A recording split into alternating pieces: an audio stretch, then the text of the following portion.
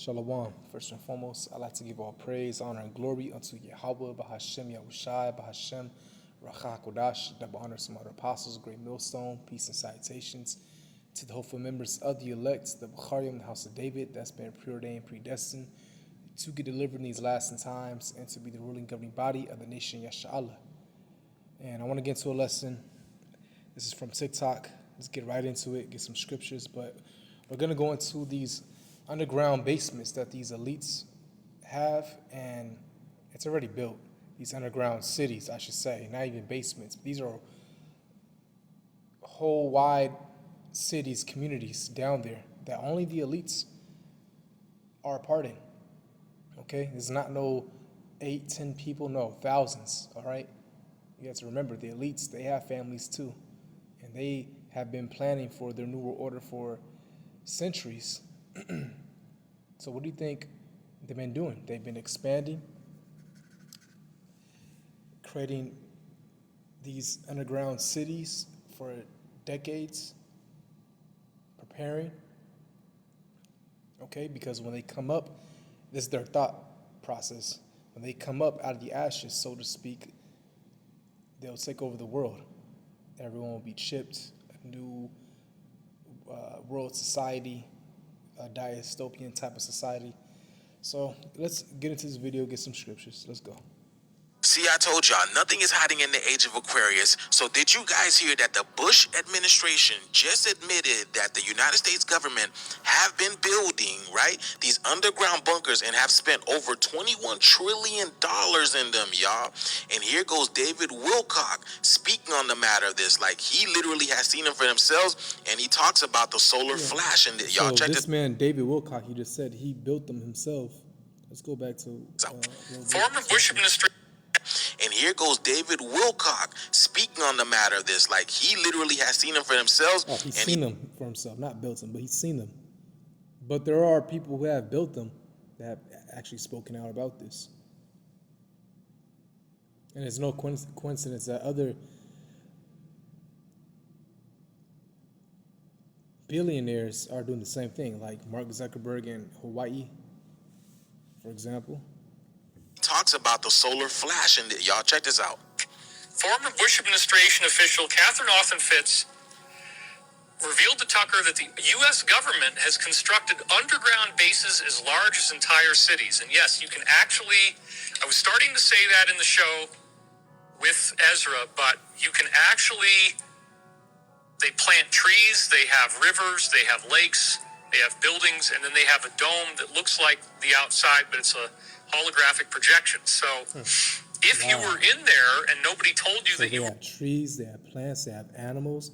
It's a real community, right? And then they have a holographic dome that looks like the outside world. This is inside.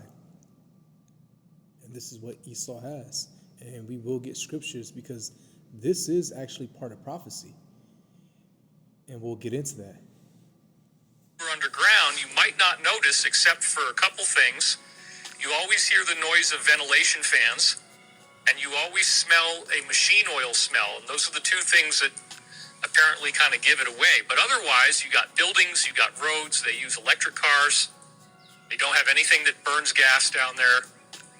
You can actually live and work and have a home and then travel to work and go to a building, and you're all underground, and you don't even think about it. You just start to feel like you're living on the surface.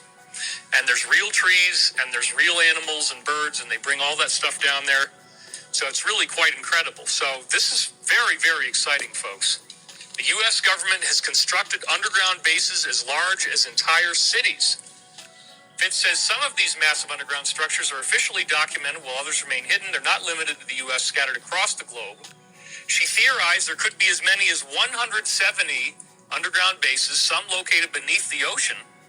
Wow. And others around the U.S. interconnected by secret transportation networks. Yes, those are... So she said, now this is Catherine Austin Fitts, all right, former Bush administration official. She said 170 underground bases. And some are not limited to the U.S., but are scattered across the globe. That's where the elites will be. Okay?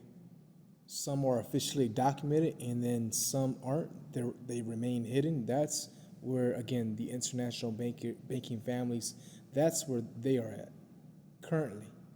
Yes, they are there right now.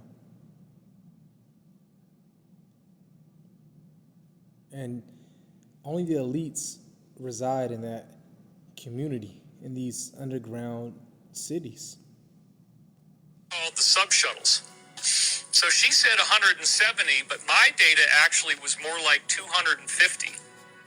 And that's just the ones that we made. There's also times where they were using these underground tunnel boring machines and they drill into an alien base and have actual problems where the extraterrestrials would fire upon them in some cases. Dulce, New Mexico apparently is one of the places where that happened. This aliens, all right. If anything, the angels of the Lord. That's the chariots are the UFOs are the chariots. Okay. Really something, you guys, and this is all going to become known to the public that they were being built in preparation for a potential near extinction level event. That's the solar flash. So what is the gameplay here? Why would you come out and let the whole population know about this? Even though, the quote-unquote conspiracy theorists, we've known the truth for the longest, So what this tells me that this only validates the near-level extension solar mass ejection that we're supposed to have really soon, and they're coming out and letting people know about this. But nonetheless, y'all, something's going on, and this month is a little too quiet for my liking. What do you guys think, y'all? Let me know down in the comments below.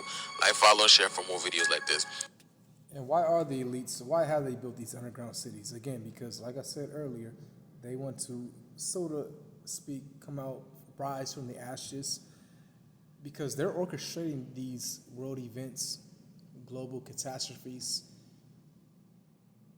nuclear war that will soon happen, and those ICBMs will be launched and hit various places. And prophecy, Babylon the Great, also known as America, that will be destroyed by nuclear fire. So these elites, they're orchestrating everything. They want this to happen. To bring in a new system, they have to bring down this old system, or this system that we're currently in. You see? But it won't come into fruition. No. We'll get scriptures, and then we'll get some on the underground communities. I don't even want to say basements anymore because it's a whole damn city. Job 5 verse 12. He disappointed the devices of the crafty so that their hands cannot perform their enterprise. Yahushua will disappoint Esau's plans. He will disrupt his whole new world order, and his kingdom will be destroyed. And Esau, Edom, the Edomites will be in slavery. After 1,000 years, be wiped out, and the rest of the heathens will be in slavery as well. But they'll get mercy. They'll always pay tribute and be servants, but they won't no longer serve us in hardcore bondage. Okay. But like I said, so these elites, they're building these underground cities, these communities, because again, they know that destruction is ahead. So of course, they're not going to live on the surface. So let's get Isaiah chapter 2, verse 19. And it says, "And they shall go into the holes of the rocks, underground basements, cities, communities, and into the caves of the earth for fear of the Lord and for the glory of his majesty when he arises to shake terribly the earth," right? And that's another reason. These elites are hiding from the Lord. They think that they can hide.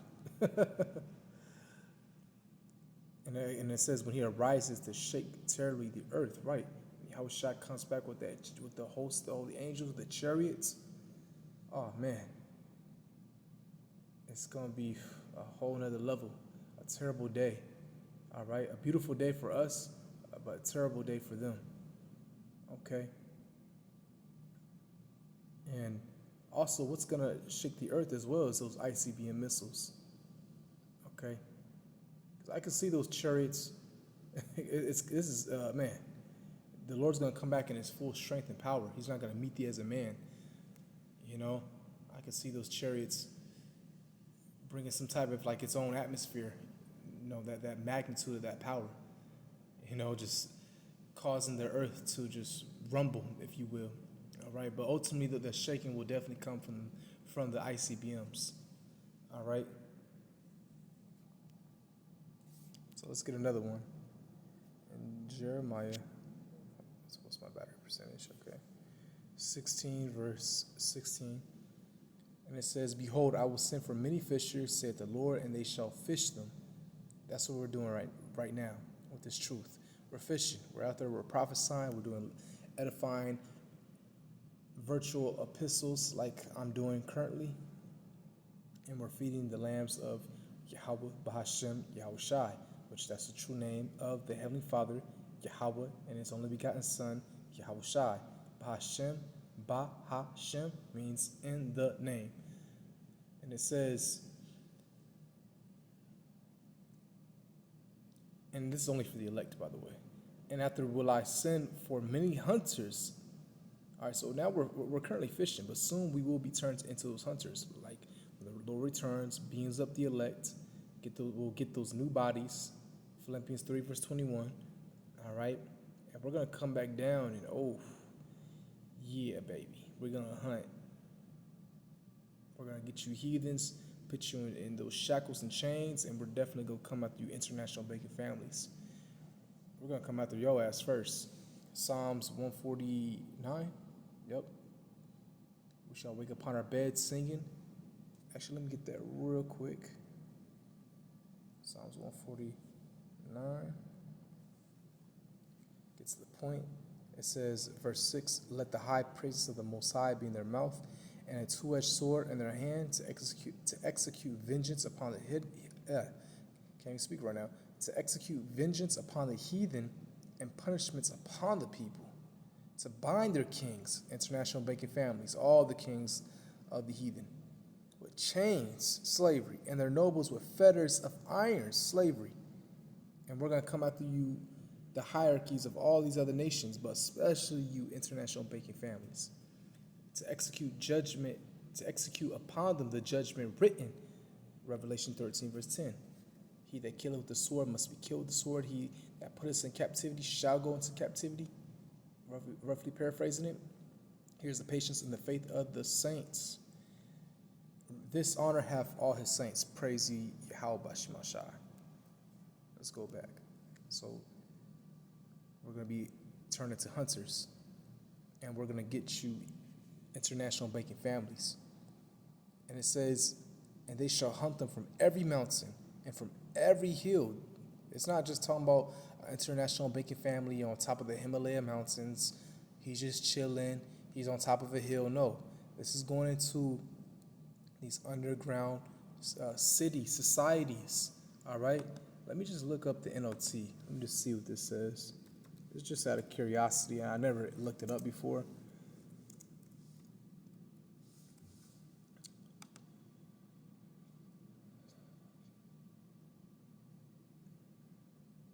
It says the same thing. And it says, "And out of the holes of the rocks." You see? Out of the holes of the rocks. So they're in these mountains, they're in these caves, these underground societies. Now I asked ChatGPT a question. I said, doesn't Isaiah 2 verse 19, Jeremiah 16 and 16 sound like Dumb's underground cities the elites will be in? It says, you are pointing to a sharp observation. So the chapters we just read do seem to resonate with some modern anxieties, especially when people talk about elites hiding in underground bunkers or cities during times of global upheaval, right? Because that's the reason why they're making them, for future catastrophic events, and they're hiding from, they think they're going to hide from the Lord, okay? Because they know he's real. They know about the chariots. They know about the Hebrew Israelites. We're their biggest threat, whether you people want to believe it or not. You people laugh at us when you see us on the corner of the street preaching, but these elites, guess what? They're not laughing. If anything, they're terrified. And it says these verses talk about people hiding in caves or in rocky places and being sought out afterward. In the ancient context, caves and mountains were natural places of refuge. But when read through a modern lens, especially with the knowledge of deep underground military bases, DUMBs, or elite bunkers, they do sound eerily relevant. Yes. Yes. It says this kind of parallel draws from apocalyptic and prophetic imagery that many believe still speaks to future events. Right. There was another scripture, I believe. See if I can find it. If not, I can just end it off here. Let me see. It talks about the underground cities.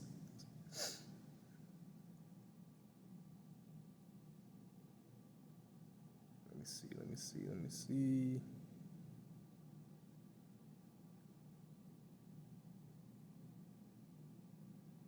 Again, if I can't find it, I'll just end it off. I hit the point.